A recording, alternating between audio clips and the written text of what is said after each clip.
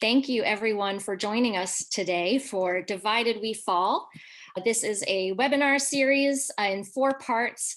We're going to be focused on political and social polarization in our country, specifically as a business issue.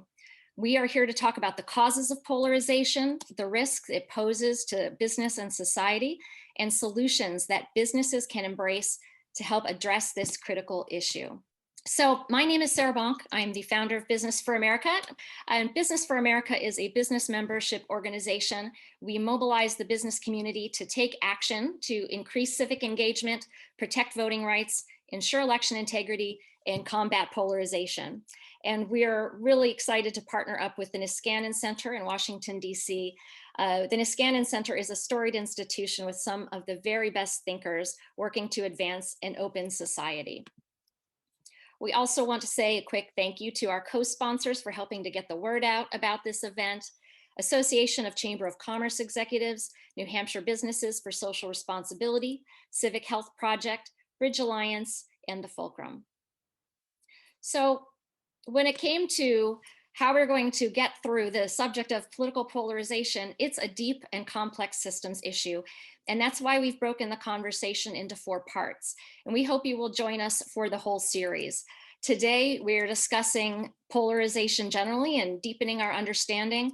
In the second session, we're going to focus on polarization as a cultural issue in our workplaces and our communities. In the third session, we'll focus on how business may be incentivizing polarization with its political activities and its political spending and how it can change that. And finally, in the fourth session, we're going to look at policy solutions to help depolarize politics and incentivize moderation. So let's dig in on understanding polarization. I'll start with an anecdote. Some years ago, Business for America was having a meeting with a businessman, and we were describing why the health of our representative democracy is important to having a well-functioning government and therefore a thriving economy and a healthy business climate. And his response was simply, well, my business is doing just fine. And a lot of businesses may feel that way. Their business is doing fine. And that's why it's so important to talk about polarization and recognizing the short-term versus the long-term risks. Just because the Dow is doing great doesn't mean that America is doing great. And when we really look at it, political polarization is preventing us from solving so many challenges that our country is facing today. And the future is likely to bring even greater challenges. We need to be ready. Over the long term, if we want our country to thrive, we need to address this root issue of political polarization. And we don't mean to be sensationalistic when we use the term existential threat, although it is certainly a loaded term. Abraham Lincoln famously said, "A nation divided against itself cannot stand," a quote that was inspired by the Bible. Every civilization has a rise and a fall, and while it's impossible to predict what the future holds, I would argue that if we don't address polarization, it could be one of the causes of, if not the cause of, our nation's decline. And because of that, I believe that American businesses have a duty to protect this future of our country and the democratic system of government that has allowed us to thrive. That's why we're having this conversation today. So, what causes polarization? And why is it getting worse? Why is it that left and right used to be able to work together in Congress? We could even visualize their cooperation, but over decades, the two parties have pulled apart more and more, and bipartisanship has become so rare.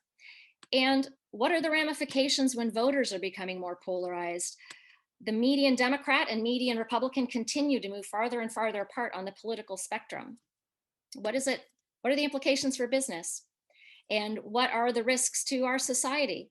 Certainly there are many. You know, in the past, businesses their greatest concerns may have been access to capital, resources, infrastructure, talent, and customers.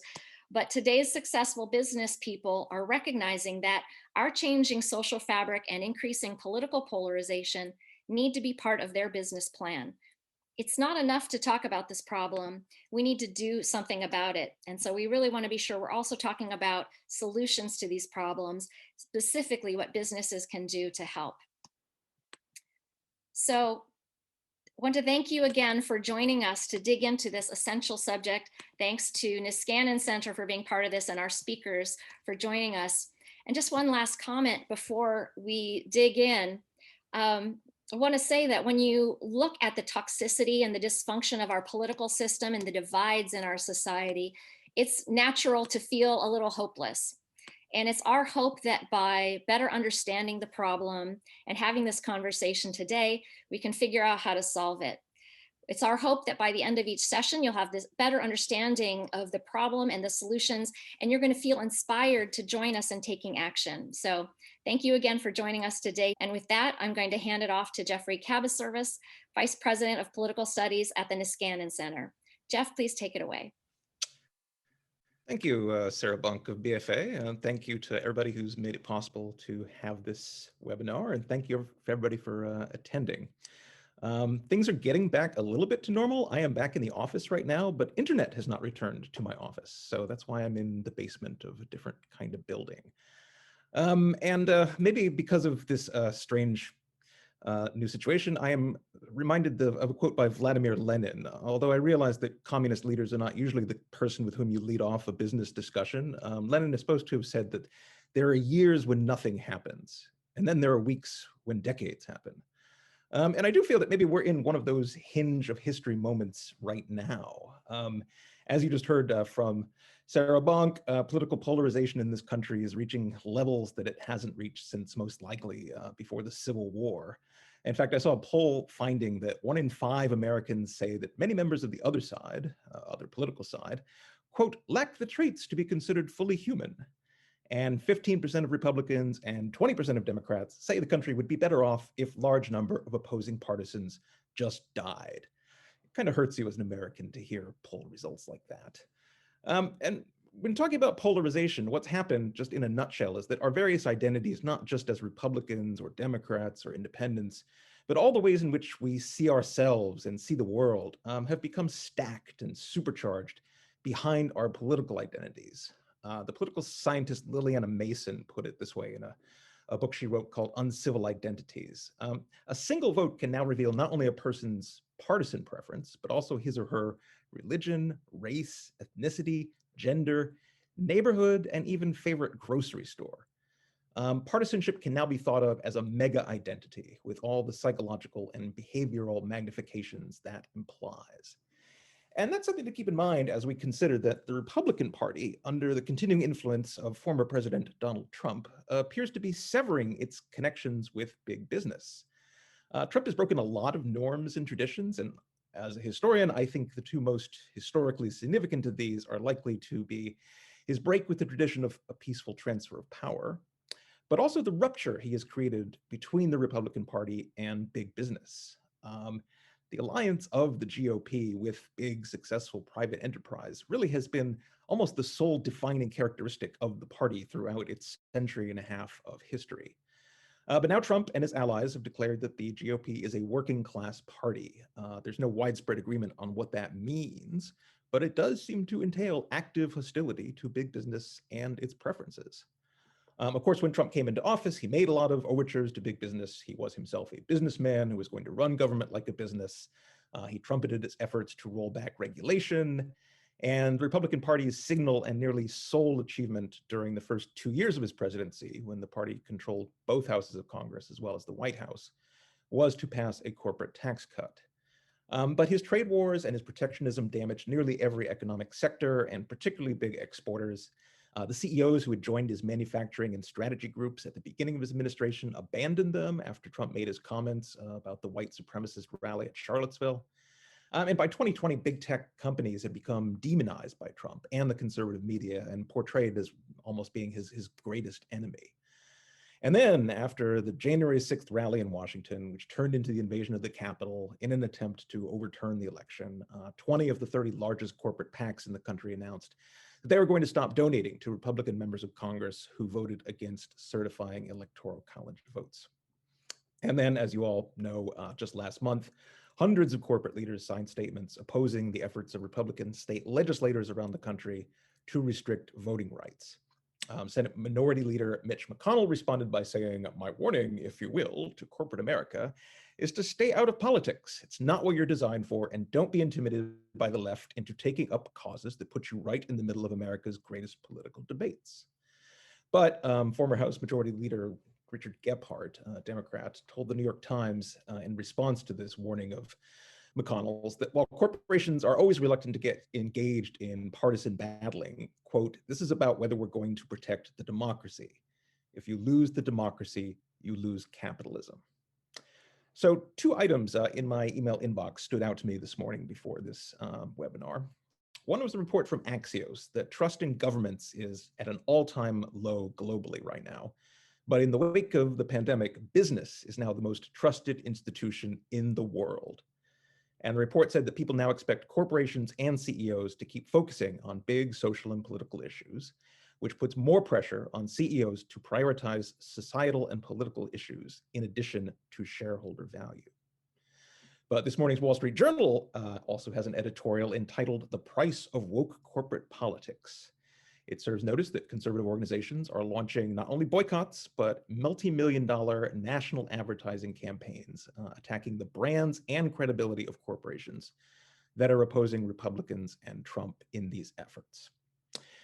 So, to try to give us some context and a deeper understanding of what's going on, we have brought together a lot of intellectual and political firepower on this panel. And it's our great pleasure and honor to be joined today by our 3 panelists. First up will be Professor Mark Mizrucky from the University of Michigan, where he is the Robert Cooley Angell Collegiate Professor of Sociology, the Barger Family Professor of Organizational Studies, and Professor of Management and Organizations. That's a lot of hats, but he wears them well. And he's also the author of what I consider to be one of the modern classics, which is The Fracturing of the American Corporate Elite. So welcome, Mark. Next up after Mark will be Professor Didi Kuo from Stanford University, where she is Associate Director for Research and Senior Research Scholar at the Center on Democracy, Development, and the Rule of Law at Stanford University. Welcome, Didi. And finally, we'll hear from Sarah Longwell, the publisher of The Bulwark, co-founder of Defending Democracy Together, and podcaster and political commentator extraordinaire. She has been so helpful to Niskanen in recent weeks that we are considering naming one of our office corridors after her in her honor. So thank you all for being with us. So without further ado, Mark, if you could unmute yourself. And I wonder if you could just give us some context for what we're seeing right now with this historic fracturing of, or apparent fracturing of the Republican Party and big business. Okay, well, thank you, Jeff, and thank you everyone for being here. You're probably all here for pretty much the same reason that we are, which is that you're concerned about the present condition of American democracy and very worried about its future. And there's good reason for that worry. We've already heard from Sarah and Jeff some good reasons.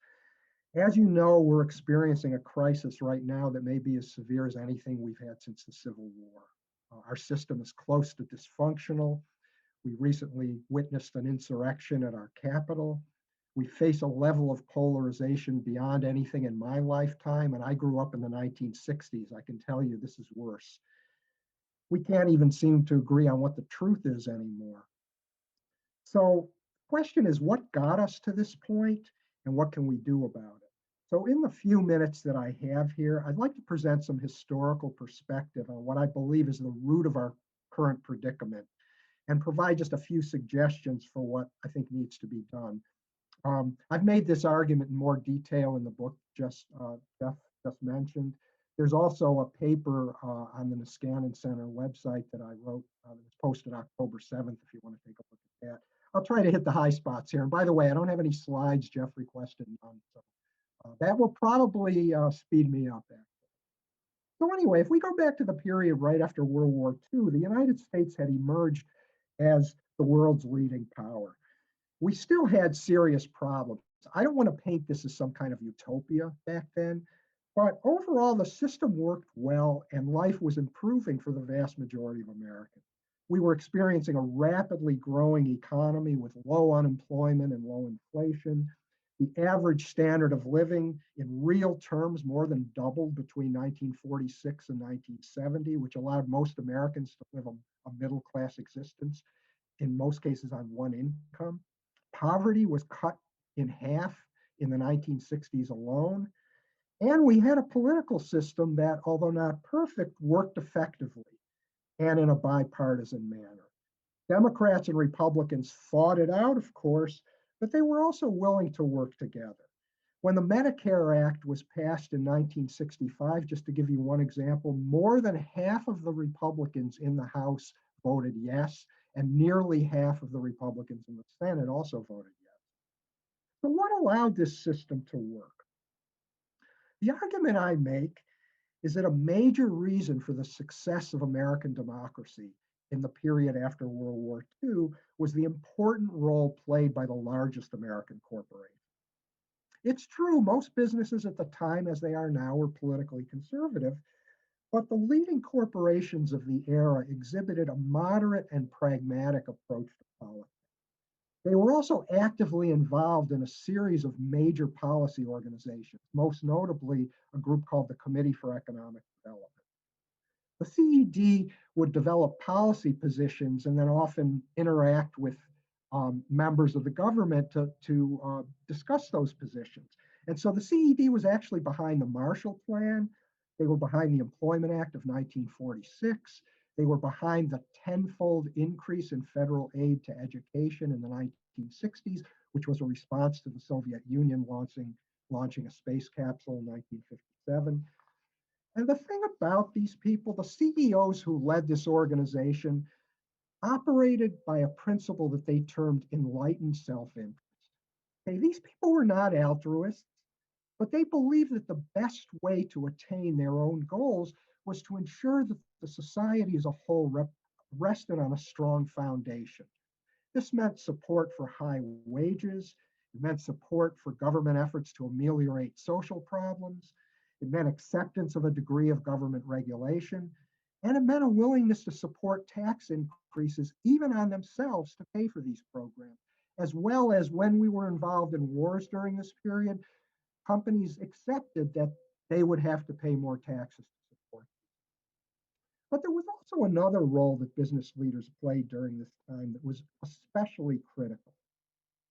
Just as there are today, back then there were right-wing extremists, people who wanted government to play no role in helping people, who wanted to return to an earlier period when businesses were free to operate without any regard for protecting their employees, consumers, or communities. Yet one of the most important things that the leaders of American business did at that time was they helped to marginalize these extremist elements. They really wanted nothing to do with them.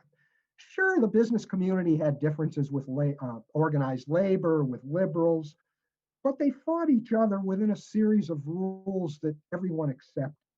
The system worked, and big business, through its moderate and pragmatic orientation, played a major role in helping it work. Now, I don't have time to go through the whole story of how the system broke down. I'd be happy to answer questions about it later if people have them.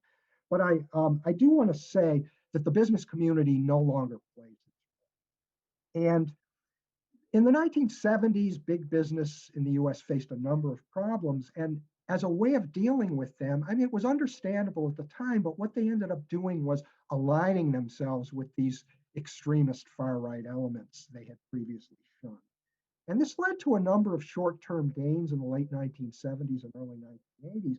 But in the long run, what happened is big business became less organized politically, and these extremist elements slowly gained control of the Republican Party.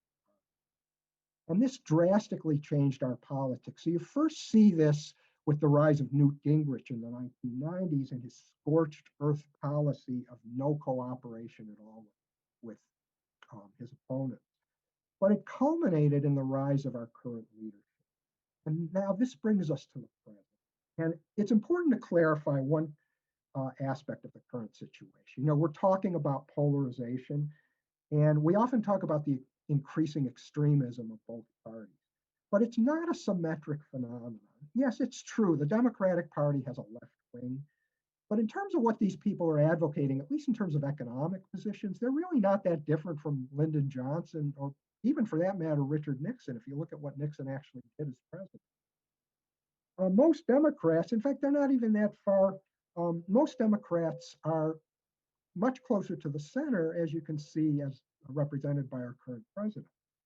The Republicans, on the other hand, have become far more extreme on the right than Democrats are on the left. And except for a handful of people in the party, there's no real major political force right now in the United States occupying the center right of the political spectrum. This is the space that was traditionally occupied by the big business community. The Republicans who dominate today have a cavalier commitment to facts, an unwillingness to accept democratic norms, including the possibility that their opponents might have legitimately won an election and have a legitimate right to govern. Now they're trying to restrict Americans' right to vote, and the group exhibits an extreme set of views on actual issues. So the question is, just to wrap up, what role can business play in this? And the task, I think, is for those who care about the future of American democracy. There has to be a way to reoccupy that open space in the center right of the political spectrum. And there's three possible ways I can see to do this. The first would be for business to find a way to reassert control over the Republican Party.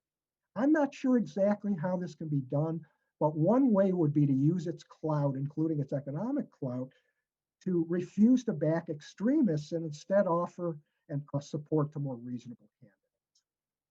A second alternative is to side, at least temporarily, for the good of the country with the Democrats, especially centrist Democrats. Again, you don't have to be a Democrat, but the problem is right now the extremists in Congress really have no incentive to change unless they start losing elections. And so the question is, how's that going to happen? The third possibility is to just break from the current version of the Republicans and do what some people are now advocating, which is starting a new center-right party. I don't know what the appropriate solution is, and I hope that this series will help come up with some ideas for it. But whatever business does, it has to reconsider, I believe, this old idea of enlightened self-interest. That for American capitalism to prosper, we need a strong and effective democracy. And our society has to rest on a strong foundation. And that means that everyone, even those at the bottom, has to have an opportunity for a decent life. So thanks again for being here, and I look forward to hearing what you have to say. Thank you, Mark. Appreciate very much your perspective. I wanted to have Didi Quo be part of this panel for a lot of reasons. Among her many distinctions, she is an adjunct fellow of the Niskanen Center.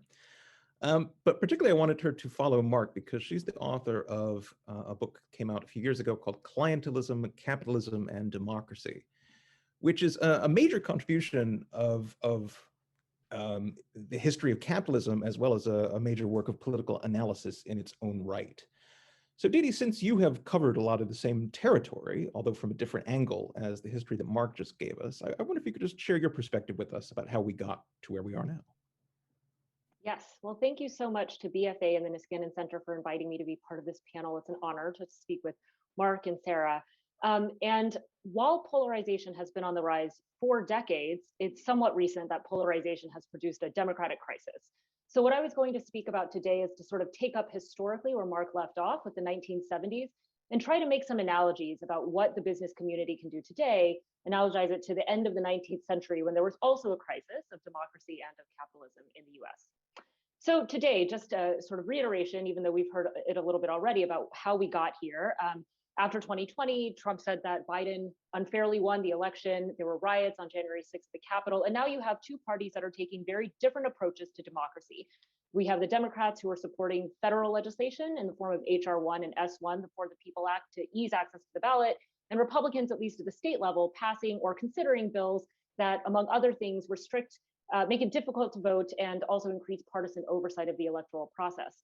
And business has emerged as a vocal voice denouncing this anti-democratic turn in our politics, reflecting a shift from business as a political actor interested in policy outcomes to business as a civic actor interested in social and democratic outcomes, which has been cynically denounced, as you noted at the top, as lip service by woke CEOs, editorial boards of the WSJ and The Economist accusing the business community of hypocrisy for now caring about democracy after decades of rising polarization and inequality. But there have also been calls from the public, from liberals and progressives in particular, for business to be more forceful, standing up for democratic principles, which is an acknowledgement of the clout and the resources that business can bring to bear reflecting what the political scientist Charles Lindblom said is a structural advantage that business plays in politics. So there's an opportunity here for business to make an impact, but it will require two things. The first is a willingness to rethink how business engages as a political actor. And the second is a collective understanding of why democracy is good for business in order to structure the civic activity of business. So on the first point about engaging as a political actor, for most of our lifetimes, since at least the 1970s, business has been actively engaged in politics and less so in civic activity. They've pursued direct political engagement on issues that matter to their bottom line, like regulation, taxation, and labor and wage politics. And the template around this form of business engagement involves campaign donations, lobbying, using your government relations and public affairs departments, and working through national associations like the US Chambers of Commerce or the NFIB, which push a political agenda typically associated with political conservatism. So while business is in no way a homogenous actor, after Citizens United in 2010 and high-profile activity by groups like Americans for Prosperity, which is funded by the Koch brothers, there's a perception that business is associated with potentially radical politics, and that business has been a driver of polarization. Really, most corporate PACs give equally to both parties, and many CEOs, especially younger ones, are quite liberal, but still, there is a perception that the business community is a driver of polarization. And as polarization has risen, so too has economic inequality. Americans are now wary of the relationship between businesses and parties, and more critical of capitalism itself, having felt the effects of globalization and a financial crisis in 2008, and more recently, a pandemic. So for business to be an effective civic actor, it has to think about and potentially reconsider how it engages politically. And in particular, I would challenge businesses to think about whether or not traditional forms of engagement, like the ones I just outlined, are complicit in anti-democratic activity. The second thing that businesses need to do is organize collectively in the ways that Mark just described, and to be explicit about what precise democratic principles they endorse.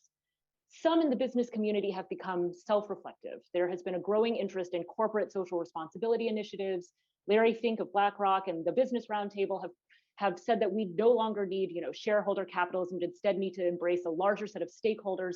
And Jeff, as you noted, during the Trump administration, businesses were conflicted sort of about how to act. They spoke out against the Muslim ban. The corporate councils disbanded after Charlottesville. And in 2017, a transgender bathroom bill in North Carolina was roundly denounced by business and the NBA and the NCAA.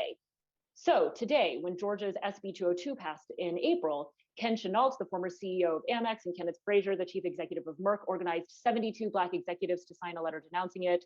At the Yale School of Management on a Saturday, Jeff Sonnenfeld convened 200 executives to sign, and many corporations have now signed on to statements opposing discriminatory legislation. Most Americans these days work for a corporation. Most Americans interact regularly with corporations as consumers and sometimes as outright fans and devotees of some businesses. Public opinion evidence shows that people may not trust corporate America writ large, but as you noted, they do trust business more than they trust government, which is admittedly a very low bar. And many workers trust their employers, even if they may be dissatisfied with workers' rights in general.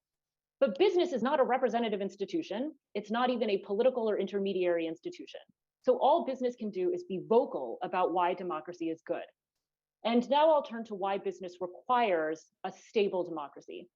In the 19th century, during the Gilded Age and after the Civil War, there were many problems related to patronage and corruption in the United States.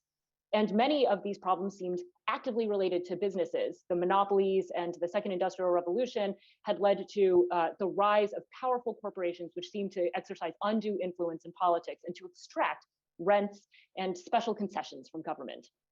But many corporations started to organize. I mean, we wouldn't necessarily even call them corporations, but businesses started to come together under the rubric of different boards of trade, different chambers of commerce, into national boards of trade, an early predecessor to the chambers of commerce and the National Association of Manufacturers, to discuss why it is that they needed a functioning government. They laid out the fact that there were large costs to patronage and corruption, that the cost of doing business was enormous to taxpayers and in loss of business. They laid out that it was quite simply unfair and made a very unpredictable and unfavorable environment for growth because there was no stability between the parties, no way of knowing which way politics was going to go. And so they actively lobbied for things like civil service reform, which passed in the 1880s. They lobbied for greater federal oversight and even regulation, even though it would potentially cost their businesses. It was better than a patchwork set of ad hoc laws that were being passed at the state level.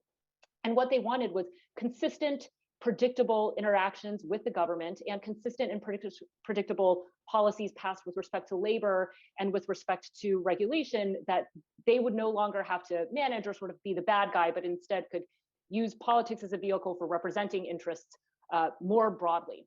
So today we have a government that doesn't really get much done because of polarization. And increasingly the problems that we face will be very complex: climate change, gun control, immigration. We know that American people want parties that effectively represent their interests and want politicians that can deliberate and negotiate in good faith and pass legislation that majorities of Americans want. And businesses should be interested in this for the same reason. A democracy requires agreement on the rules of the game and a fair playing ground. Otherwise, it risks constant manipulation of the rules and erosion of rule of law. Further, democracy creates a favorable environment for investment and entrepreneurialism. Empirically, we know that democracies are associated with more economic growth and equality between citizens. And finally, you could invoke the fact that businesses rely on evidence-based solutions. Microsoft President Brad Smith and the president of Leadership Now, Daniela Ballou-Arres, have both argued that evidence shows that people actually vote when there's greater access to voting rights. No business has come out in support of HR 1, but some businesses are not just saying we need to stop incursions on voting rights, but that we actively should support greater access to the ballot. And the final argument that businesses can and probably should make in favor of democracy is that it is normatively good. A society that espouses racial justice, as last summer shows, and a society that is committed to free and fair elections does actually need to be racially just and does actually need free and fair elections. And there are global issues at stake in all of this. The erosion of democracy at home in the United States makes it harder to preserve a liberal democratic order, which is necessary for any number of corporate interests. And it makes it harder to support democratic stability in other countries where businesses may also operate. So there are utilitarian reasons that business ought to support democracy, and there are also normative reasons. And I look forward to hearing from Sarah about some more solutions. Thank you, Didi. That was a great overview and just what I'd hoped. Sarah Longwell has many distinctions again, but one of them is that she is the only person here who actually is a president and CEO of Longwell Partners. And she is an expert at going out into the field to survey voters to see what they are actually thinking, as opposed to what the media often tells us they are thinking. Sarah also devotes a lot of thought to what's going on inside the heads of Republican legislators in this era of Trump. That is a psychologically painful thing to do sometimes. One of the best podcasts about the Republican Party is actually Sarah's podcast about the French TV series A French Village with Ben Wittes, because it gets into so many issues of collaboration and resistance and complicity that actually are rife within the Republican Party in the age of Trump. But Sarah, I wonder if, having heard these kind of reviews of how we got to these to this current breach between the Republican Party and the business community, if you can give your own perspective based on your reading of both voters and politics right now. Yeah, well, I'll say up front what I'm not, which is a scholar on this particular topic. So these guys just both gave like very clear, sort of scholarly readouts. I have no historical perspective. My perspective is only this, that my entire career up until I left my previous company to start my own company was working with corporations and businesses and working on public policy issues that affected those businesses. I also previous was a Republican who worked on a variety of both in my professional capacity, but also, I did a lot of work to, I was the first female board chair of Log Cabin Republicans, the national organization to advance LGBT rights within the Republican Party. And so I guess I will bring both my perspective on what is going on with the Republican Party, because as people have noted, its relationship with business has been evolving and has been rapidly evolving, even in the last year or so. And also, I would say I left my company to basically do work in the democracy space. And so I have thought, not in a scholarly way, but in a practical way, about the way that businesses can be involved productively in this current moment, which is, I think, is a unique moment. And so I guess I'm going to start with something that Jeff talked about, which is in terms of what is happening with part of what is going on with polarization has been the collapse of institutions that unite us. So the military, trust in the military is down, trust in churches are down, trust in the media is basically non-existent, trust in universities. Everything now has started to take on a polarized sheen, where people think different institutions are now part of a political tribe. And businesses are one of the few remaining institutions that in some way have the potential to transcend some of those partisan elements. At the same time, and part of that is because they kind of need democracy to function, as we said, and in part because they need stuff to happen. I mean, working for corporations as I did and doing some lobbying, some communications, they kind of didn't care if you were a Republican or a Democrat. They wanted to convince you that you should do this thing that was good for them. And so they had relationships with everybody, and they need people to get along and come to if people are polarized and everything, then nothing's going to get passed, and they need things to pass to create a world in which they can operate. So that's part of it. But the other way that it intersects that I think is to think about this moment right now, imagine if you're a restaurant over the last 16 months. And not only are you dealing with a shifting regulatory environment, a shifting where the rules are changing pretty constantly, you're dealing with a shifting economic environment where people have decided to completely change the way that they're interacting with your business, but you're also dealing with trying to be the enforcer of a population that has become intensely polarized around issues like masks. Right? So someone's walking into your restaurant, not wearing a mask.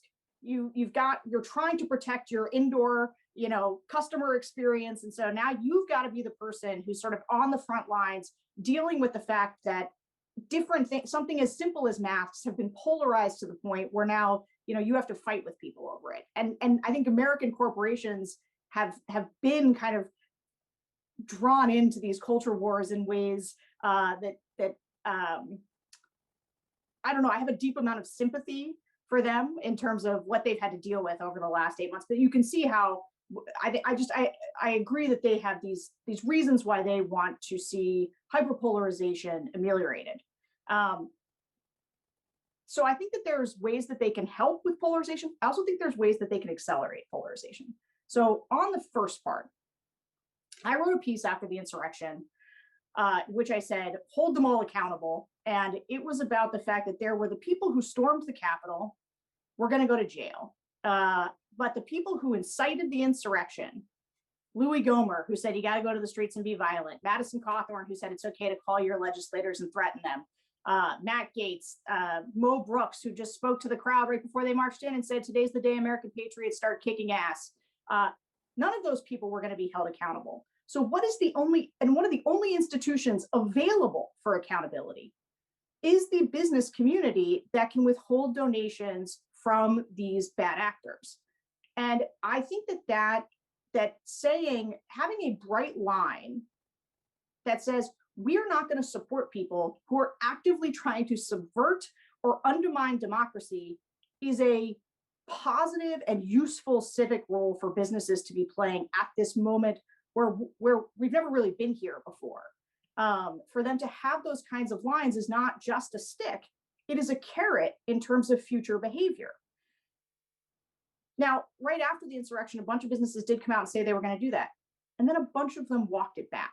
And the Chamber of Commerce, kind of said, well, we're really just going to withhold from maybe the worst people who told the lies, but not everyone who objected, because part of the problem that they're dealing with is there's a lot of Republicans who objected, the vast majority of them. And so I think that these businesses are caught in the crossroads between their allies in the Republican Party, who tend to be more favorable to them on regulatory and tax things, also being the ones who are becoming untethered from the truth and are attacking democracy, which I think puts them again in kind of this, they're on the front lines of this unfavorable position that they've got to deal with. Here's a way in which I think they can be unhelpful and that they can exacerbate polarization. And it is the example of what happened in Georgia. So when Major League Baseball and some of the other groups pulled out, Major League Baseball decided they were going to pull out. That Georgia bill started out as a monster bill, horrible. And then it had been negotiated down to a place where really the worst thing in it was the fact that they were demoting Brad Raffensperger in his role as Secretary of State as kind of a punishment for the fact that he'd stood up to Trump when Trump came looking for 12,000 more votes. But the bill, ultimately, a lot of work had gone into it. Stacey Abrams had said, don't pull out. Like, they'd all been negotiating around this. But the businesses did it anyway, because I think they wanted to lay down a marker and say, anybody who's coming and doing these voting stuff, we're gonna oppose you when you do that. But the net effect of that was actually to create this new category of businesses that are like these woke corporations that Republicans are now attacking. And my fear is that you start to have, like everything else in the country, business becomes this thing where you have conservative businesses and you have liberal businesses, and people start to identify them as such. You got people like Ben Shapiro rolling up to Home Depot to buy his wood there to make sure that that Home Depot is a conservative approved business because its founder, Bernie Marcus, is somebody who is supportive of Donald Trump. And that is, I think, the peril. And so the way that businesses should be thinking about this is, how do we leverage our existing relationships? How do we leverage our future potential relationships to tell these guys, and a lot of it doesn't have to be public. A lot of it can be behind the scenes, where they are trying to pull these people back from the brink. They are one of the few remaining institutions that can do it, and I think that they should. Thank you, Sarah. Thank you for all of our panelists. Those were 3 brilliant opening remarks. We're going to do a little bit of discussion amongst the panel, and then we'll open it up to questions from the audience. If you have questions, folks watching, please put them in the Q&A. One of the ways that we seek to decrease polarization is to have cross-cutting identities. So if we can have cross-cutting remarks among the panelists, that would be awesome too. We don't believe in silos around here. But I actually wanted to ask a question of Dee first, because your discussion was admirably clear and free of scholarly jargon. But the first word in the title of your book is, after all, clientelism, which is not a word you used and not a word that I think most people are really familiar with. But it seems to me in some ways that Donald Trump had a vision of politics as a kind of clientelist politics. And there's a reason he had Andrew Jackson's portrait up in the White House. It seemed like maybe in some ways he wanted to take us back to that era. So can you tell us what clientelism was, what replaced it, and then to what extent Trumpism seems to maybe harken back to some aspects of clientelism? Sure, that is a very fun question. So clientelism and patronage describe the distribution of material rewards in exchange for political support. So it's not an exact corrupt quid pro quo where you purchase influence, but for example, in early democratizing societies like the United States, you might get a rash of bacon if you vote for the right candidate. You might get cash. You might get, in a big patronage-oriented cities in like New York's Tammany Hall or Chicago, you might get a job. And the way that political parties initially formed as organizations was basically through the use of patronage. That the way you would mobilize voters is by mobilizing them by having them become members of the party, official members, and Europe card-carrying members where you paid a membership dues. In the United States, that usually took the form of mobilizing a lot of people at the local level to be your volunteers in a party. And if you got a job through your party, you would actually give some of your money back. It was called an assessment. You would give, like 10% of your income back to the party. And you were expected to work for the party on election day to help do get out the vote and rallies, that kind of thing. Now, over time, clientelism in most democracies is seen as a form of what the political scientist Sue Stokes calls perverse accountability, where it's not based on actual democratic representation, like whether or not your politicians are doing something that represents you effectively or passing policies that you want or demand, but instead that it's just this material relationship. And what replaces it is called programmatic politics, where you have parties that are organized around ideologies and policies about what the state should do for its citizens. In conservative parties, typically there's a more sort of liberal hand, by that I mean sort of L liberal approach to politics, where the state doesn't do as much, the market might do more, there's a little bit less regulation, less taxation. And then conservative parties are often associated with, for example, like religious groups. They might be Christian democratic parties in Europe, for example. But then labor parties and social democratic parties are associated with labor unions. They represent working class interests. And over time, you get party competition along the lines of policy. So one thing that's difficult about translating this framework into modern day is that nothing illegal really happens when you have a campaign finance system that allows big donations, for example. It's totally legal for people to give money to candidates. However, we know that there are inequities in how people give political money. We know that some people just have more money to give, first of all, really high net worth individuals. We also know that corporations tend to have much more power, collective and organizational power than big groups of citizens who might have common interests. And we also know that there has been a decline in things like unions, for example, that used to be able to aggregate interests effectively. So today we have a system that still allows some people to seemingly purchase political influence. It's not explicitly corrupt because it's not illegal. We don't even have effective norms against it because it's not even explicitly clientelistic. You sort of know what the rules of the game are, and also parties say that the donors don't affect how they vote. But at the same time, there isn't much counterweight, or what Galbraith called countervailing power, to the power of big business. And I think that this is one of the problems that business runs across, is that it wields political influence that is perceived as being undue or illegitimate. And yet there is not much recourse that the public has in reshaping this dynamic, except for political reforms. Although, as you pointed out, Judy, it's actually individuals, big billionaire donors, who seem to have more of an ideological impact on parties' directions than businesses themselves. That's true. Yes, and I think that there is sometimes a collapsing of those things, that so many high net worth individuals made their money from business that they're sort of seen as carriers of a business interest, even though that's not really what's driving them. Yeah, thanks. Mark, Dwight Eisenhower, the Republican president who succeeded a long period of Democratic occupation of the White House, was seen as kind of a business-like president. He palled around with business figures mostly. He had on his cabinet Charles Wilson of General Motors, whose famous quote was, "I always thought that what was good for General Motors was good for the country and vice versa," which was a remark that got a lot of currency. But Eisenhower also said that there are people out there on the right who think you can do away with the New Deal and bring in this kind of pre-progressive era freedom of business to do whatever you want. But as he famously wrote in a letter to his brother Edgar, the number of those people is negligible and they are stupid. And business worked to marginalize the people like Fred Koch, who eventually went on to found the John Birch Society, but they were marginalized by the political system too. So what broke down? How did business stop exercising this kind of vigilant role that once upon a time was reinforced by the moderate elements of the Republican Party?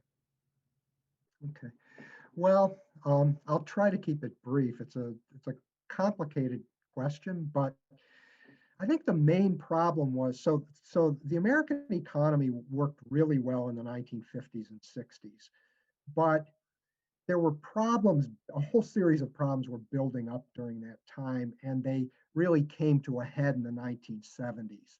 So we started to experience a whole range of economic problems. The first was that because of the Vietnam War and also because of extensive social spending in the 60s, we started to see increased inflation, and that created pressures on the entire economy. Then we also, American companies had really pretty much had their way for the period after World War II, but by the 1970s, Europe and Japan and parts of the rest of the world had re-emerged from the ashes of World War II, and were now producing, in many cases, better quality products at lower cost than the American companies were. And all of a sudden, the American companies started to face this foreign competition that they hadn't really experienced in recent years. And they really weren't prepared for it because, so the steel industry, these were highly concentrated industries, steel and auto in particular, and they got soft. They were making plenty of money. They weren't facing a lot of competition. They failed to innovate. all of a sudden you start to see the Japanese and the Europeans coming in, and the American companies were not prepared to deal with it. So they started to experience a pressure on their profits, and you start to see a decline in the profit. The other thing was that productivity growth was starting to slow. And there are a lot of reasons for this. Some business people argued that organized labor had become too powerful. We also had a series of international crises. We had the energy crisis, spurred by OPEC, significantly increasing the price of oil. And then we had a decline in respect for American institutions. Something like what we see today, although I have to say not nearly as severe, but people were, because of Watergate, because of Vietnam, a lot of Americans were skeptical of our institutions, including business. And so big businesses at that time were faced with a real dilemma. They were being squeezed from all sides, and they honestly didn't know what to do. And what they started to think was, well, maybe we need to reassess our willingness to accommodate big labor and to accept a highly active government. And maybe we need to start pushing back a little bit. And so they did. And one of the things that they did was they began to align themselves with these traditional far-right elements whom they had previously shunned. And these were people, as you mentioned, they had been fighting the New Deal for decades. They were kind of off in the shadows, not really having much of an impact on American politics, but they were organizing. And when big business decided to align itself with these groups, there was a shift toward a much more right-wing political posture, a much more confrontational posture. So the idea now was, let's go after organized labor and gut them. Let's go after government regulation, and which is thwarting us. Let's push for lower taxes. And the thing is, because of this alliance, they were very successful. And they were, what I argue in my book is, they were so successful in achieving these goals that by the time the dust cleared in the early 1980s, they really had accomplished everything they needed, and they didn't need to be politically organized anymore. And then they started to go their own way. So you see in the 1986 tax bill, for example, instead of business organizing collectively to try to push for policies that would have benefited all of them, you see individual companies going in with very specific recommendations and quests. And as a result of that, so you start to see this fragmentation of big business. And then, of course, we had this huge acquisition wave in the late 1980s, and this created tremendous pressures on corporate management that we still see to this day, where company CEOs are under much more pressure now from the capital market, from investors, than they were back in the 1950s and 1960s. So when everything cleared by the early 1990s, these far-right elements had basically taken control of the Republican Party, and big business was really not in a position to stop it. And I think that's the root of the problem that we're in today. Thanks, Mark. Sarah, the noted corporate philosopher Michael Jordan once observed that Republicans buy sneakers too.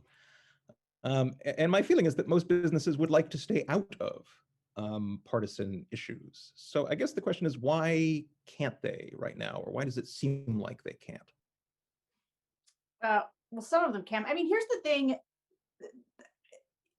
to think about. Like they didn't go into business to defend democracy. I started a group called Defending Democracy Together. That's my job. Their job was to go make widgets. They got into the business because they wanted to cook food for people. They wanted to sell them sneakers, or they had a great idea for like a better way to, have a knife shape. Whatever it is, they got into business. They weren't thinking about democracy when they were doing this. And I'll tell you, just personally, I'm an unabashed capitalist, and I have tremendous respect for almost a romantic, like I romanticize business. I always wanted to have my own business because I think people who go into business and create jobs and make stuff, that is, I don't know, it's the stuff that America is made out of. And our business prowess is a big part of why our democracy works and why people respect us. And so it's a big part of why I was a Republican. And ish now. But yeah, so they and having worked with all of these companies, they're extremely concerned about their political profile, and they don't really want to have a political profile for the most part. This idea of people getting involved over voting rights is pretty new in terms of companies coming in, and so I am actually I would not feel right demanding that all of them take a position on some wide variety of political or policy things that aren't related to them, or even, on a variety of issues that we might call democratically. I don't think they have to have a position on ranked choice voting. And I don't think they have to have a position on, I think the question is, they know that they've got a lever to pull with people. And whether they like it or not, they do have a civic responsibility. And I think a lot of them feel that. There's a great, when I grew up, I grew up in a small town in central Pennsylvania. We played soccer, local pizzeria, they were on the back of our shirts. And that's America, right? And Nike, wanting to stand with Colin Kaepernick while he's kneeling. I think that there's sort of a long tradition of businesses wanting to participate in, although Kaepernick was divisive, but participate in things that are just sort of universally thought of as good civic things, and to kind of stay out of the places where it's divisive. That's why I think that the line you can draw for what we should expect of businesses in this moment is to not actively support people who are trying to subvert democracy, who are actively attacking things like the peaceful transfer of power. I am actually reluctant to say I demand this or that of businesses. And I don't feel the same way that the other two panelists do about things like corporate donations. I actually, in fact, and I don't feel the same way about HR1. I actually think a bunch of the attempts to do sort of finance reform is from the 90s. It had this way of thinking about big businesses. I wish business had the kind of lever that people talk about them having, because actually what's happening right now is the incentives are to act as crazy as possible so that a bunch of small dollar donors will send you $25. And that's why Marjorie Taylor Greene is the biggest fundraiser in the House right now. And it's not because she's getting corporate support.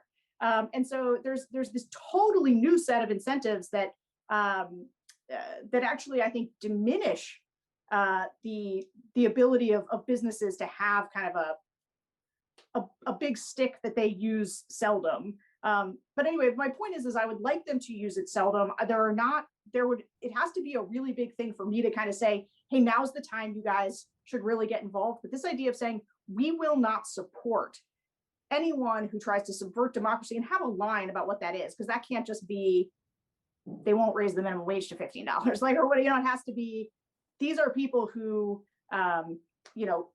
incited attack on the Capitol and disrupted the peaceful transition of power for the first time in our history. And that's our bright red line. And I think that is a good red line for people like businesses to come in and have. And if not them, there's not many other people who could do it. Sarah, let me stick with you and put a question to you from the audience. Richard Davies asks, you're the CEO of Nike or American Airlines, which I find quite plausible. How do you handle the criticism and calls for consumer boycotts from conservatives? I guess, look, Nike's made a choice, and they made a choice a while back. My guess is that they did a bunch of research that showed them that there was a financial reason why that choice was going to be okay. I think that there are things people stand on principle, but people also make sure that they're going to be able to sell their widgets. And so I think that Nike knows who its audience is, which tends to be younger, more urban consumers who were going to like the stand that they took. They wanted to lean into a kind of brand around that, and they made a choice. So I think they said, we're gonna, yes, that group of people is not going to support us, but we're going to make up for it in all the publicity we get and the loyalty we're going to get from a new kind of consumer. I'm not sure that Major League Baseball will kind of fare quite as well. And I'm not sure that I think that was a smart choice on their part. And again, I think that businesses and corporations should use the stick that they have incredibly sparingly and incredibly thoughtfully. Again, I'm here to say that I do think they should use it, but I think that they can do, again, more damage or even feed into the polarization at times by just sort of picking a side on policy issues. And I think that the voting is a complicated one. Like, I think it is good for and I think it was Dee Dee who mentioned this. I mean, I think one of the ways that businesses can be most effective in some of these areas is collectively, right? There is safety in numbers. It is a truism about humanity, right? And so when the businesses all get together and they say, you know what, the voting stuff's really important to us, we're going to come together. And instead of saying we're going to pull out of Georgia because of a specific bill, what we're going to do is we're going to collectively register a commitment to access to voting. That's a pretty good use of corporate power, right? That's a smart way to think about how you can engage and influence things that is different from saying, you know, we're going to plant a flag on something and oops, we might have overreacted a little bit. And, you know, even the people in the state who fight for these things think, you know, we didn't want that to happen. So I just think they have to be really smart about how they wield this power. Yeah, Jeff Sonnenfeld of Yale has come out with a few editorials relating to the Zoom call that he did with a bunch of, actually over 100 corporate CEOs.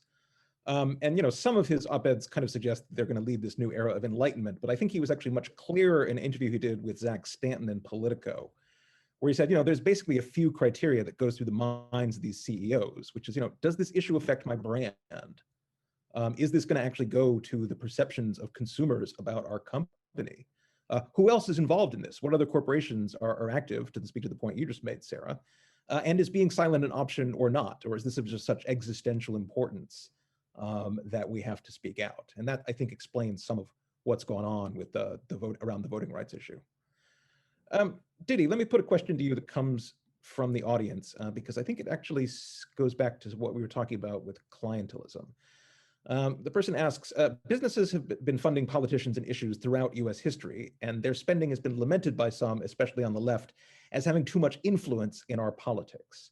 Now critics of business influence in politics, mostly on the right, lament the voice of business in speaking out against some of these issues. Why is money influence okay with the right but not the left? And why is voice influence okay with the left but not the right? So I mean, I think that it's all a product of polarization, that in an era where there was less polarization between the parties, then there was probably less opposition from the left and the right to whenever businesses decided to take a stance that could be perceived as anti one of the parties. And to echo what Sarah was saying, I completely agree that that is not a system of campaign finance necessarily that drives polarization, or that it's not easy. You know, there's no easy relationship between saying business involvement in political financing is what drives polarization as opposed to other kinds of financing. There is ample evidence that the decentralization and diffusion of campaign finance regimes after the 1990s Bipartisan Campaign Finance Reform Act has empowered ideological small donors whose positions are far to the extremes of your average voter. And there's also good evidence that a lot of people who now describe themselves as independent and aren't as polarized as active partisans are much more cynical overall about the political system and much less likely to get involved. So I think that it's worth mentioning that, you know, the drivers of polarization have been leaders of parties who are responding to a variety of different interests that are, you know, sometimes giving them money, sometimes not. And that some of what we're talking about today should be, you know, when does business exert a moderating effect? When does it exert actively a polarizing effect? And when might it just be perceived as exerting a polarizing effect, which is, I think, a warning that I hadn't thought about before, but once Sarah said it, that's totally true. If you start identifying corporations and especially their executives with either being sort of Republican or Democratic companies, that really starts to polarize aspects of our regular everyday life that ought not be politicized. So on the question of financing, I mean, I think that it has sort of reached a fever pitch with the after Citizens United, just with a lot more of a public backlash to the perception of the influence that corporations wield in campaign financing. And that I don't know that without polarization that anyone would really care necessarily how businesses use their voice. And I think that that's why business, insofar as it typically has a somewhat moderate stance in politics and has no interest in extremism or polarization or democratic backsliding, that's why we are now asking businesses instead of political leaders to think about exerting a moderating effect. They're sort of like the ship has sailed on some of the parties' attitude underlying all of this. Judy, I'd also like to point out that, there is left-wing scholarship out there that presents corporations as evil and nasty and bad actors throughout the entirety of US history. Yeah. But in your version, it's actually corporations who advocate for and get a greater state presence because of all of the drawbacks of clientelist politics. And in your version of the history to capitalism, these businesses are often positive actors.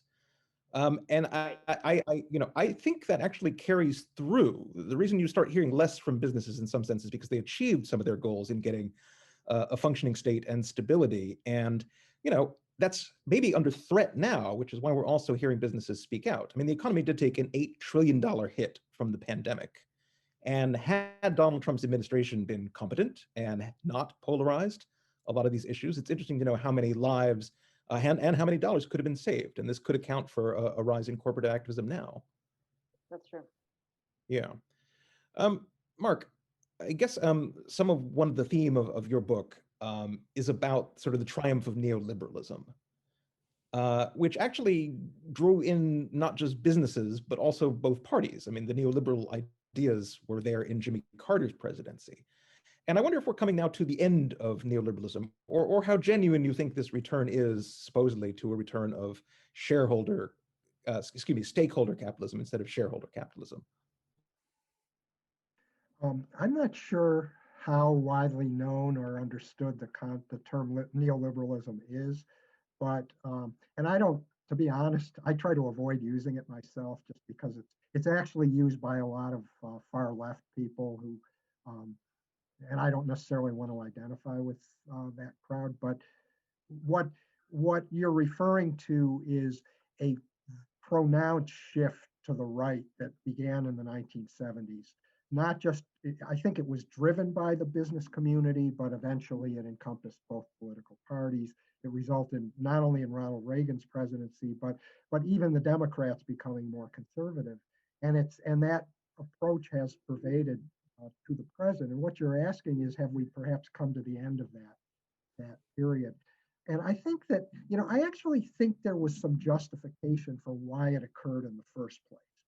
American companies had become highly bureaucratic, slow to adapt. They weren't delivering value for shareholders. I mean, people are investing their capital in these companies. They have a right to expect some kind of return. They weren't getting it.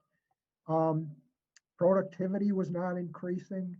We were experiencing high inflation and high unemployment. And some conservative economists began suggesting that maybe the traditional problem in the American economy, according to Keynes and Keynesian economists, was there's insufficient demand. You need to make sure that people have enough money in their pockets so they can purchase things. But what people were saying in the 1970s is maybe the problem is not any longer insufficient demand, but it's insufficient supply. And that's what's driving inflation. We have a shortage of goods. And why do we have a shortage of goods? Because productivity has dropped. And so I actually think there was some validity to this argument. And the idea that we had to get, the companies were overly bureaucratized. And so some of that shift, I think, was probably necessary. The problem was, in one sense, I think it went so far in the other direction that one could argue that we've come full circle. And that part of the 2008 financial crisis, I think, was the fact that the average American doesn't have sufficient purchasing power anymore. And we have so much inequality at this point. The average American standard of living has barely increased in the last 40 years. And so I do think we are coming to the end of this era where we can simply have very little government intervention in the economy, at least relative to what we had in earlier years, that we are going to have more programs that increase and improve purchasing power. And I think that business ultimately is going to be the primary beneficiary of this, and that many of them are starting to see it. And it's one reason, look, they understand the importance of infrastructure. You can't run your business if you have a meeting in Midtown Manhattan and it takes an hour and a half for the person to get into town from LaGuardia. It's just, there are aspects of our society now that make it very difficult for business to operate. We have a poorly educated labor force. We have really highly skilled jobs that we don't have the population to fill right now. These are all issues that I think are now starting to come to the fore and that the current government is starting to address. And I think that many businesses understand. Yeah, something I hear from all of you panelists is that the Republican Party under Donald Trump no longer sees the world the way the business community does. The business community sees a real need for immigration, for good education, for infrastructure and government spending on it. And the business community depends on effective governance. People do pay attention to the World Bank's showing the United States sliding down the charts in terms of the rankings of effective government. Do you think that's going to change as long as Donald Trump effectively is the head of the Republican Party?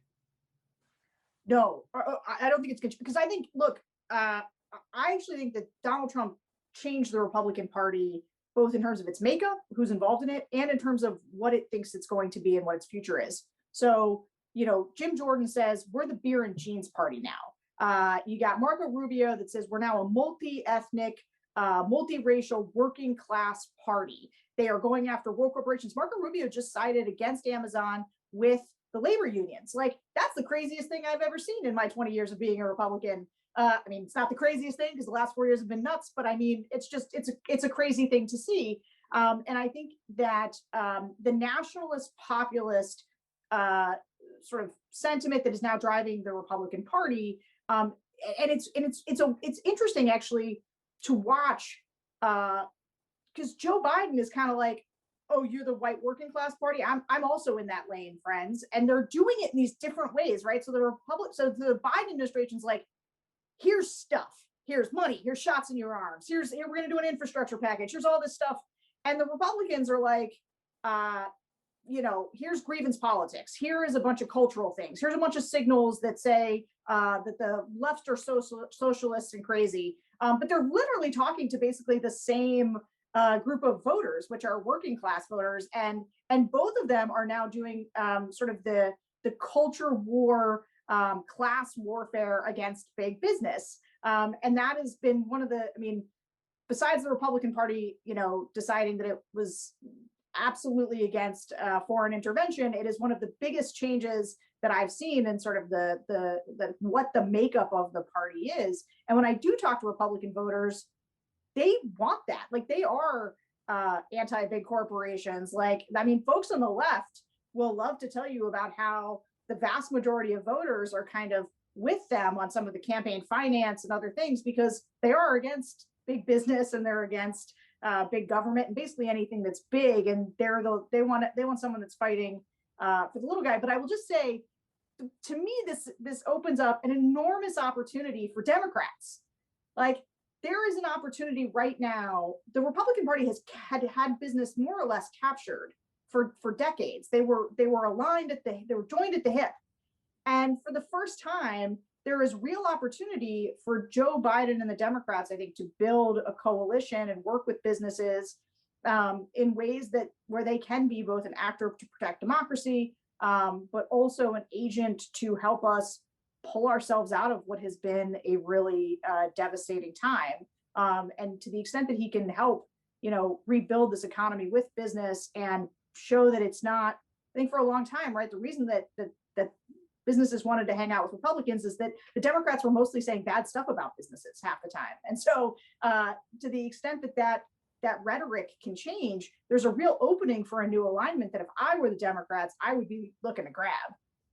But this was a question directed to Mark, but I think any of you can jump in. Do you look at people like Bernie Sanders or Elizabeth Warren just demonizing big corporations, capitalism generally, and think that this is part of the problem, that's preventing some kind of coming together of the kind of corporate elite consensus that you saw back in earlier decades? Well, yeah, I don't think that the rhetoric, at least in terms of trying to gain allies in the business community, I don't think that kind of rhetoric is helpful. I actually think that some of the ideas that they have, if they were presented in a different way, might have more resonance among business people than some of these more far left politicians think. For example, I think something like, healthcare has been a huge problem for business. They are spending, according to my estimate, the Fortune 500 alone is spending at least $750 billion a year on healthcare for their employees. Now, I'm not saying if we had a Canadian style system, I'm not saying those costs would be zero. Of course not. They would still be substantial, but it would be for business. Why should they be worried about this? This is something that society as a whole could take care of. When Social Security was first passed, business was initially opposed, but once they realized, hey, we don't have to pay these pensions anymore, or at least to that extent, the government's taking care of it. They actually decided this is a pretty good deal.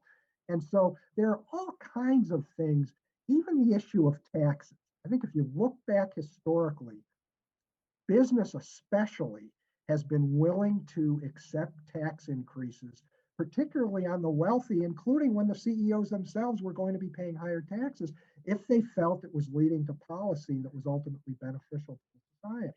And so I think one of the problems is as much the rhetoric.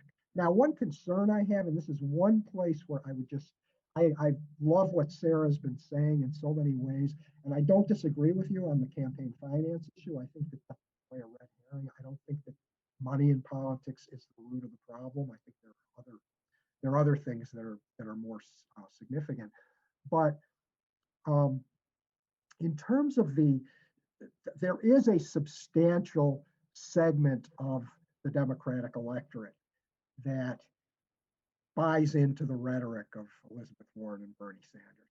And one concern I would have is if the Democrats were to move too far away from that and become too willing to accommodate themselves to business, the question is how many of these more liberal voters would they lose? And I think that's a calculus. I think Biden has been very, very careful and done a very good job of trying to balance these different forces.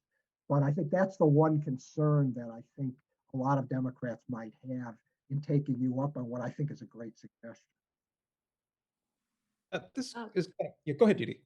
Oh, okay. This might be just an overly academic point, but one thing that I think a lot of the advanced democracies are facing, one of the challenges is that globalization has really reshaped the meaning of the left-right divide. So a lot of far-right politicians, and I guess I would certainly count Trump as one of them, even though his style might be different from other far-right politicians, is that they support things like protectionist policy rather than free trade, which breaks with typical conservative policy. They support what's called welfare chauvinism. Like they want social benefits and welfare benefits, but only for certain groups within society, groups that they consider to be the in groups. And finally, they're anti-immigration. And these are, this is a kind of realignment that I think parties have not been able to accommodate well. Mainstream parties of the center left and the center right are trying to figure out what to do with the fact that businesses operate in a global environment. They sort of answer to a lot of different types of constituencies and consumers, and they're difficult to rein in domestically because just the internationally competitive environment means that businesses can pursue a lot of their strategic interests outside their domestic and national boundaries. And it, I think, puts parties in a tough position of knowing how to accommodate these kinds of shifting preferences for welfare, for example, for immigrants, and for free trade. Thanks, Didi. That's a good point. It's worth keeping in mind that big businesses are only one part of the capitalist economy in this country, as well as, political actors. And bankers obviously play a very different role. One could even look differently at the role of the professional managerial class as well. But Sarah, the question for you that came up from the audience, do you think small business has a particular perspective in politics? Do you think small business has a different view of these questions of restrictions on democracy? Do you think small business is overall more Trumpy, or how do you look at these things? It's such a tough question because small business just doesn't, the way business is like this, the intent of business is like, and this is why the culture wars around them are so interesting. It's like tech is its own thing, right? Like Facebook and Twitter, they're their own thing with their own sort of political arena. You think of big corporations, but like lots of big corporations are actually small corporations. So like, for example, just take like a McDonald's or something. It's like most McDonald's restaurants are owned by small business owners, franchisees, like people who own maybe 1 or 2 stores. And so, how does someone who owns a 7-Eleven feel versus somebody who owns a dry cleaning company? Like they don't have that much in common in terms of what matters to them. I do think there are certain things that that unite the business community. Some of them are that they want there to be a labor force that's there to work for them, that is educated. And this is where some of the civic stuff sort of starts to interact, is that if you're a company, especially if you're a big company in the United States, like you are thinking about 10 years, you have a long view. And a long view means that you can make investments now that you hope will yield things later. And that means things like education, so that there's a workforce. It means, in many cases, like immigration. And this is one of the areas where I do think the Democrats and business could really come together, because there are a lot of businesses who are saying, we're going to need more workers here. There's a labor shortage, and we just can't hire. A lot of Americans don't want to be line cooks. And so there's a constant, or there are opportunities, I think, for people to come together around issues that are beneficial to businesses and that align them with the policy preferences of a lot of Democrats. Wait, what was the question though? I forget. Now I've gone off on a tangent. Small business, big business, there are many mansions in the house of business. I guess a question that came up too, I would like to adapt somewhat. Let's say you are a CEO out there right now, and you are looking ahead because you read the Bulwark, and you read Sarah's pieces in the Bulwark, and you think there's actually a non-trivial chance that the United States democracy might fracture in the 2024 election, that there will be a hugely contested outcome, that maybe Republicans will not abide by even the Electoral College, but instead will seek to throw the election to be decided in the House of Representatives. I assume that there's a risk to that. I assume that America would be a very problematic country to do business in 2025 if that were the case. Do any of you get that perspective from the business community? Do you hear anything about that? Sarah, you want to go for that? Sure. Not as much that. I do think there's, a sense that I don't think it's related to parties. I think there are, well, I actually don't quite know if I should go into this, but I think a lot of businesses, the unrest that happened over the summer, that felt like that was really bad for their businesses. They were, storefronts were attacked, and I think that the business community right now is at a crossroads where it's trying to figure out how to engage in a way where they can advocate for things that are important to them and important to their employees, right? And I think that includes racial justice, and so they're trying to figure out how to be good civic actors, while at the same time having a really vested interest in things being as calm as possible, right? Dee made this point earlier, and it's something I hear from business. It's an important sort of idea in the business community, which is just tell us what it's going to be like. Just give us the rules and we'll play by them. We just want to know. And that's a very fair thing, right? And so to the extent that I guess what you're putting forward here is, hey, wouldn't it be bad for businesses if everything started to fall apart? Yeah, that will be bad for businesses. And more importantly, just as the more uncertainty there is, the more shifting there is, the more those things impact the market and impact their individual stores. The worse it is. Obviously the pandemic was very, very bad for businesses for a lot. And although, again, it depended which business. If you owned Zoom, it was great for you. If you owned a company that was really set up to do big delivery of meals, it was great for you. If you but if you were a mom and pop restaurant that didn't have big delivery services, you went out of business. And so there was a great sorting that I don't even think we've we're even coming to grips with at all from the last 18 months.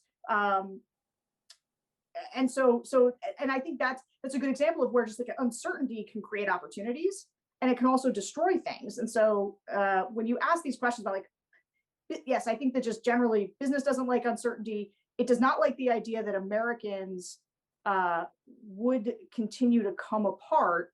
That being said, there's different ways in which that might impact any different individual business. So it's hard to answer. Can I say something, Jeff? Quickly, Mark, because we are coming to the end of our time. Okay. Yeah, I just want to reiterate a point that Sarah made earlier, that this is one reason why acting collectively is so important, because acting together means that individual companies aren't necessarily sticking their necks out and therefore making themselves vulnerable to some kind of boycott. So I think that's critical. Thanks. It was just a great discussion with you all. So fascinating to see how your longer term perspective, Mark and Dee Dee, fit in so well with what Sarah's seeing in today's politics as well. And thank you so much, everybody. I'll hand this back to Sarah Bunk to say thanks again. Thank you, Jeff. Also, thank you, Mark, Sarah, and Dee Dee. It was so fun to listen in. Really appreciate you taking the time. And thanks to all our attendees. We are going to be back again on June 3rd for the second session of Divided We Fall. And the focus of that session, again, is going to be on the cultural issues and how it's affecting our workforces and our communities. And you will find the link to sign up at dividedwefall2.eventbrite.com. And of course, you'll find those links on our Twitter and several places online. So thanks again to everybody for joining us. A great conversation, and we'll look forward to the next one. Have a great day. Thanks so much again, everyone. Thank you. Thank you, everyone. Thanks.